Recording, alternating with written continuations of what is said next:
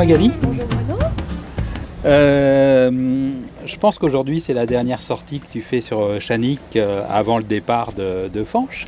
Qu'est-ce que ça te fait? Je suis un petit peu émue et puis j'essaye d'en profiter au maximum. Et puis je lui donne rendez-vous dans 10 mois. Quel a été ton rôle un petit peu sur la préparation de l'aventure de Fanche?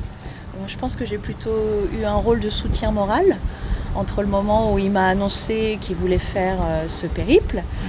Donc en novembre 2016, il y a eu une longue préparation technique. Et puis au cours de cette préparation technique, mais quelquefois le marin avait besoin d'un petit coup de soutien, même régulièrement. C'était plutôt mon rôle. Et pendant ce tour du monde, ton rôle, ça va être quoi?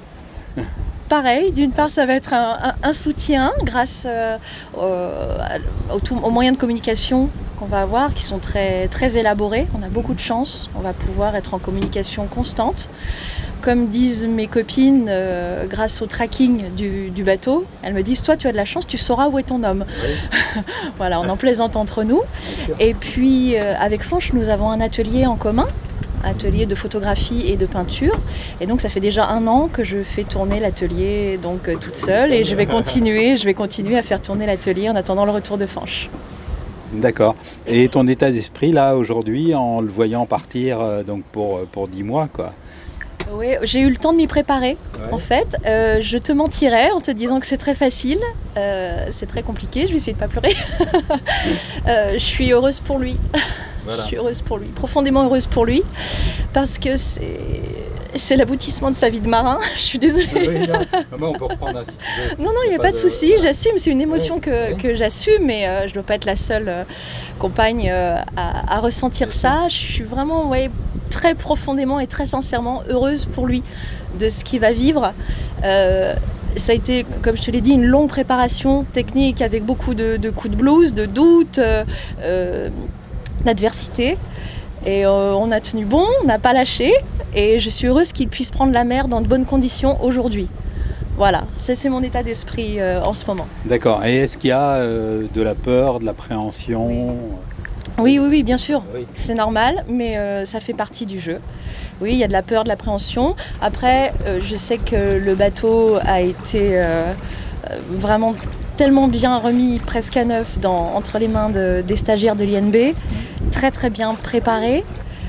Fanche est un bon marin, j'ai beaucoup navigué avec lui, je sais qu'il est prudent, je sais comment il navigue, donc je lui fais confiance. J'ai confiance en le bateau et j'ai confiance en son capitaine.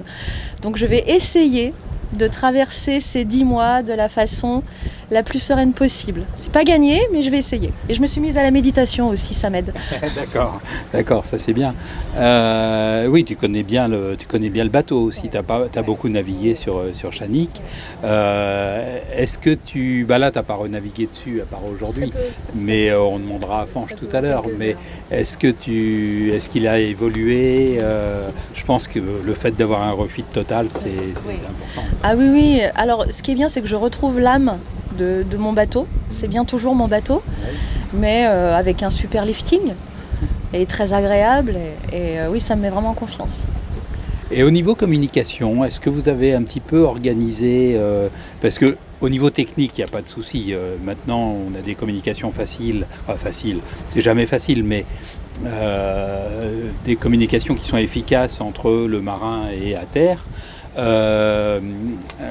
J'interviewais là au mois de mars Jacques Riguidel, donc qui a déjà l'habitude d'un tour du monde et qui disait de temps en temps on a un petit peu des problèmes parce qu'on est complètement déphasé, parce que le marin il est dans sa bulle en mer et la personne à terre est complètement dans le rythme. C'est une vraie question et j'avais été bouleversée par la pièce qu'a jouée Jacques Gamblin à propos de son ami Thomas Coville. Et il se pose la question dans cette pièce, que dit-on à un homme en mer? Voilà. Et c'est exactement la question que je me pose. Quand il est en mer, c'est arrivé, pas sur des périodes aussi longues que celles qui s'annoncent, mais c'est déjà arrivé plusieurs fois. Et souvent je me dis, est-ce que je lui parle de mes petits soucis quotidiens? Parce que je sais qu'il est dans un autre monde, il est dans sa bulle, il est confronté lui-même à ses propres contraintes. Et je me pose toujours la question, qu'est-ce que je lui dis? Est-ce que j'édulcore un peu la réalité pour le laisser complètement serein, ou est-ce que je lui parle, oui, de moi aussi, de mes coups de blues ou de mes difficultés. Et on en a parlé beaucoup tous les deux. Et lui, il préfère que je lui raconte tout. Ouais. Comme ça, on reste en symbiose quand même. Mais même en racontant tout, en fait, même en sachant qu'il peut être dans sa bulle, c'est déjà important parce que même sans cacher de choses, on peut le tourner comme il faut, je pense. Oui, c'est ça. Je pense que C'est ça. On a une grande chance, c'est qu'on partage tous les deux la passion de la navigation, de la voile. Donc je comprends dans quel état d'esprit on peut être quand on est loin de tout, loin de la frénésie de notre monde quotidien. Donc j'en tiens compte dans nos échanges, j'en tiens compte. Ouais. D'accord. Et est-ce que tu veux dire quelque chose à Fanch à travers la caméra, pas en direct, parce qu'il n'est pas là pour nous regarder, mais que je l'aime plus que tout et surtout qu'il me revienne entier avec le bateau. Bien sûr, et on lui souhaite aussi tous. Ok, merci Magali. Et puis, de toute façon, on va se... Merci à toi Bruno. Puis j'essaierai de voir un petit peu si j'arrive à passer un petit peu pour faire des interviews en cours de longue route. Ça peut être intéressant aussi. Très intéressant, bien sûr, avec plaisir. Merci Magali.